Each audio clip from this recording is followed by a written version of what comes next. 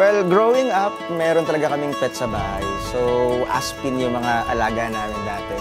Tapos napapanood ko sa TV, may mga cute na dogs na katulad ni Hailey. So, sabi ko, paglaki ko, gusto ko magkaroon ng dogs na katulad ni Hailey. Before kasi I don't really like dog. It's because it's so messy and makulit. But the thing is, since me and my mom, so we're together in my home. So we decided to get one dog. Pag uwi mo ng bahay, mayroong sasalubong sa'yo, so nare-relax ka.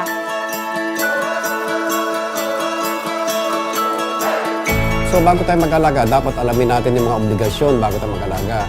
Kasi sa pag-aalaga ng aso, kailangan natin ng time, space, tsaka konting pera. So napaka-importante lahat yan. Ang aso ngayon, hindi yung aso lang sila ngayon. Hindi na sila pusa. Papaliguan mo yan, pakakainin mo siya, ilalakad mo siya, lalaruin mo siya. Siyempre, kailangan nila i-consider where they live since we have a variety of sizes of dogs. So, kailangan malaman yung space kung saan sila titira.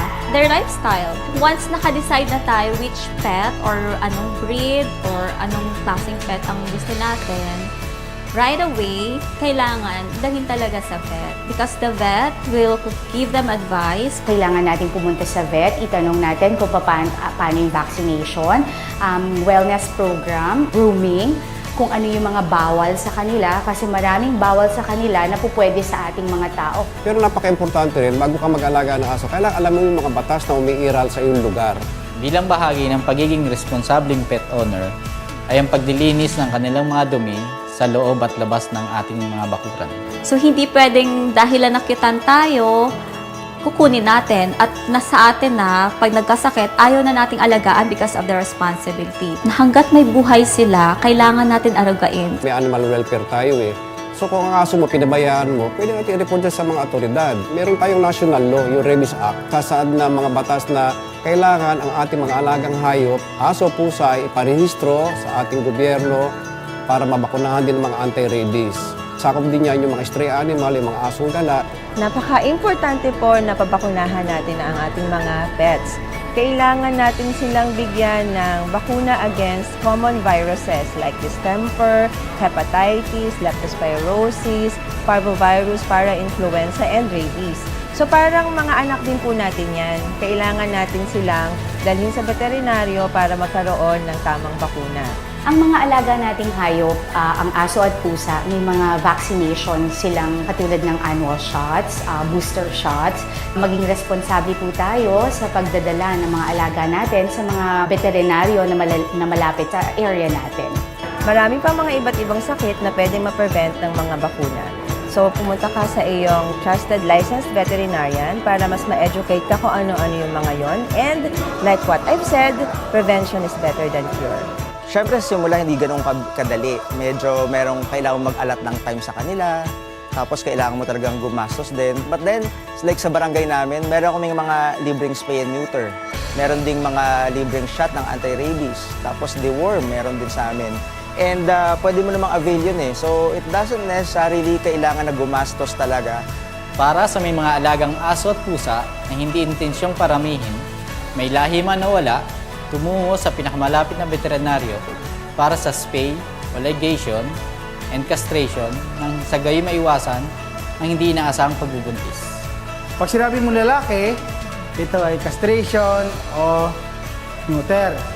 Pag sa babae naman, ay spay. Ang kahalagahan kung bakit natin kailangan spay o neuter ang mga alaga natin mga pet ay para makontrol natin ang pagparami ng populasyon nila, makontrol natin yung pagkalat ng mga sakit. Once a month silang dinadala namin sa veterinary para for the proper giving vitamins. Natuto ko mag-alaga ng aso. Naging responsableng pet owner kasi kailangan mo siyang pa-check up sa vet, dalhin mo kung may nararamdaman at saka on a regular basis din.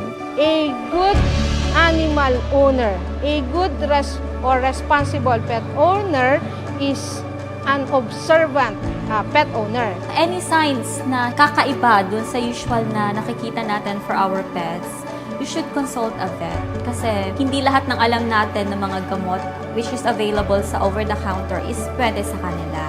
So if not through call, para mabigyan tayo ng advice, better dadalhin talaga because the vet really knows what's best and what should be given first. Just in case magkaproblema ang mga alaga nating hayop, huwag kayong mag-alala kasi meron tayong mga animal clinic or hospitals na 24 hours na open. Regular check-up, syempre, kailangan. Tapos grooming din since napansin nyo, hairy si Hailey, di ba? Also, syempre, dog food. Ayan, binibigyan ko siya ng paborito yung dog food. Syempre, the best dog food yung binibigay ko. Hindi na sila pwedeng feed only lang. So we have to bring them to the vet. Pag kukuha ng dog, it requires a commitment for their nutrition. Of course, kaya ba pakainin yung 10 aso or 2 aso? Health and nutrition for pet owners, it's very important. Parang anak nyo lang din yung mga yan eh. You have to give them the right nutrition at the proper time, the right amount. I think pet nutrition plays an extremely important part. Especially pets now are not just animals that we put on the side, right? Pets now are becoming more and more a part of our family. That's why here with Vitality, nutrition is very important and we make sure that you and your relationship with your pets will have a long-lasting relationship. Pag sinabi pong nutrient, ang katawan po natin, katulad ng katawan ng animal, nangangailangan ng 6 na nutrient. Pinakamarami water. So dapat may access sa malinis na tubig. Number 2, yung galing sa solid na pagkain, protina, yung ating carbohydrates, fats, vitamins, and minerals. Mahalin natin ang ating alaga, maging responsable tayo. Kailangan alam mo kung paano mo siya bigyan ng atensyon sa pangaraw-araw, socializations, and proper training. Ang pet ay part na ng family. It's a lifetime commitment kasi they have needs na kailangan nating i-meet din as owner. Kailangan po natin, once na na-acquire natin sila, ibigay po natin sa kanila lahat ng pwede nating ibigay, ituring nila natin silang member ng ating family.